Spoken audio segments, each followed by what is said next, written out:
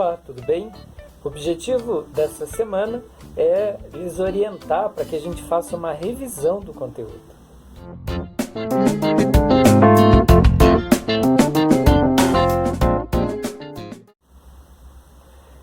Bom, gente, a respeito da revisão que eu lhes oriento para que seja feito nessa semana, né, tendo em vista aí a nossa atividade avaliativa, são os nossos 3 últimos autores que estudamos, ou seja, John Locke, Augusto Comte e Karl Marx. E aí eu só vou destacar aqui alguns conceitos que eu chamo a atenção, né, para que vocês retomem aí, seja das nossas atividades das semanas anteriores ou ainda das videoaulas que já estão gravadas, né? Então, a começar por John Locke. Bom, de John Locke eu chamo a atenção para que vocês retomem a ideia dele de natureza humana e de como que da natureza humana houve a passagem para o chamado estado civil, né? Lembrando que para John Locke o ser humano no estado de natureza vivia numa condição que poderia ser mais ou menos classificada como pacífica. No entanto, havia ainda assim egoísmo e alguns conflitos, e na medida em que o comércio foi se intensificando a partir, né, da invenção da moeda, então passou a haver necessidade de uma regulamentação da propriedade privada e do próprio trabalho, né? Nessa perspectiva, chama atenção para que vocês retomem a ideia de indivíduo liberal,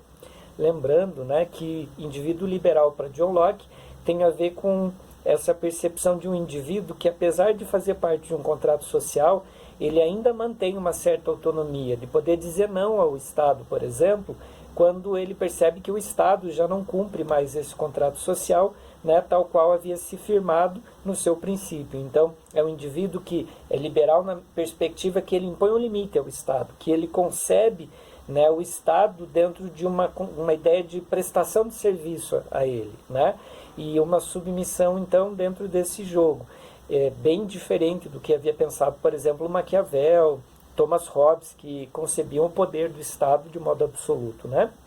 E daí, dentro dessa lógica, os conceitos aí, então, de liberalismo, né, e de política de John Locke também são importantes. Já de Augusto Comte, pai do positivismo e fundador da sociologia,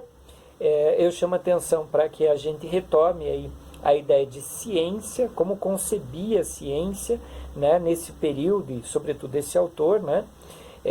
da ideia do avanço da ciência como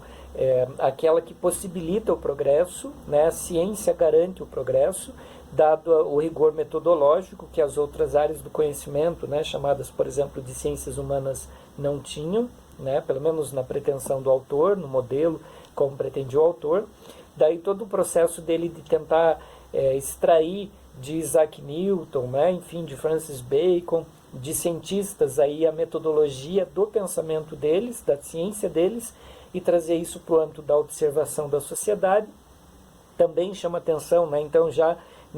no âmbito da aplicação desse método, a teoria dos 3 estados, que foi aquilo que o autor observou de fato, na verdade 2 estados ali passíveis de observação, o estado teológico e o estado metafísico, e a proposta, então, em se tratando aqui de uma utopia do autor, do estado positivo, né, e o papel da ciência aí nessa relação. E por fim, em se tratando de Karl Marx, a gente tem um vídeo recente aí gravado, né, que vocês têm acesso, e eu vou deixar aqui em cima, para que a gente reveja e revisite aí os principais conceitos. Além disso, eu vou deixar também aqui, né, logo abaixo, aquele dicionário de conceitos que a gente produziu coletivamente, para que ele também seja aí um bom material de consulta para vocês ao longo dessa semana. Bons estudos!